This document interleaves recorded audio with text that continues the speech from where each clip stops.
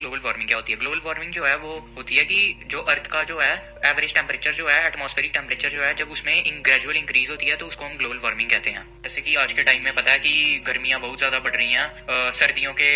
Season में भी गर्मियां ज्यादा बढ़ रही हैं, जिससे सर्दियां हमें महसूस नहीं हो पा रही हैं। तो ग्लोबल वार्मिंग का जो सबसे बड़ा रीजन ये है कि जो हम एसी चलाते हैं, रेफ्रिजरेटर्स यूज करते हैं, रेफ्रिजरेटर्स जैसे कि रेफ्रिजरेटर हो गया जिसमें से हार्मफुल गैसेस निकलती हैं, ग्रीन हाउस गैसेस निकलती हैं, जैसे कि क्लोरोफ्लोरोकार्बन, जो अर्थ के टेम्परेचर को है जो वो इंक्रीज कर रही हैं। और एसी जैसे एसी हो गए, उसमें से भी वो अंदर तो हमें ठंड दे रहे हैं पर बाहर जो है वो हीट कर रहे हैं टेम्परेचर को, जिसकी वजह से ग्लोबल वार्मिंग फैल रही है। और जो गाड़ियां हैं जैसे कि डीजल वाली गाड़ियां हो गई, उसमें से जो है काफी पॉल्यूशन हो रहा है, एयर पॉल्यूशन हो रहा है, जिससे काफी टेम्परेचर जो है वो इंक्रीज हो रहा है अर्थ का, तो उससे भी ग्लोबल वार्मिंग हमारी फैल रही है। और डिफॉरेस्टेशन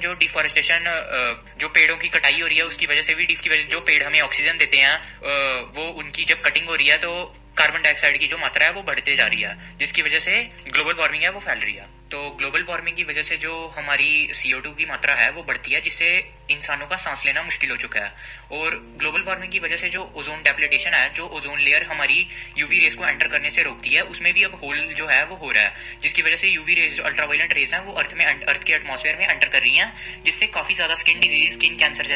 कैंसर जैसी बीमारियां जो है वो फैल रही हैं, और पिंपल्स जैसे निकल रही है, एक्ने निकल रही है, वो भी फैल रही है। ग्लोबल वार्मिंग से बचने का जो रास्ता है वो है एफॉरेस्टेशन, कि मोर एंड मोर ट्रीज जो है वो ज्यादा से ज्यादा पेड़ जो है वो लगाने चाहिए हमें, जिसकी वजह से जो है CO2 की मात्रा जो है वो कम होगी एटमॉस्फेयर में। और आजकल जो डीजल कार्स हैं वो काफी वो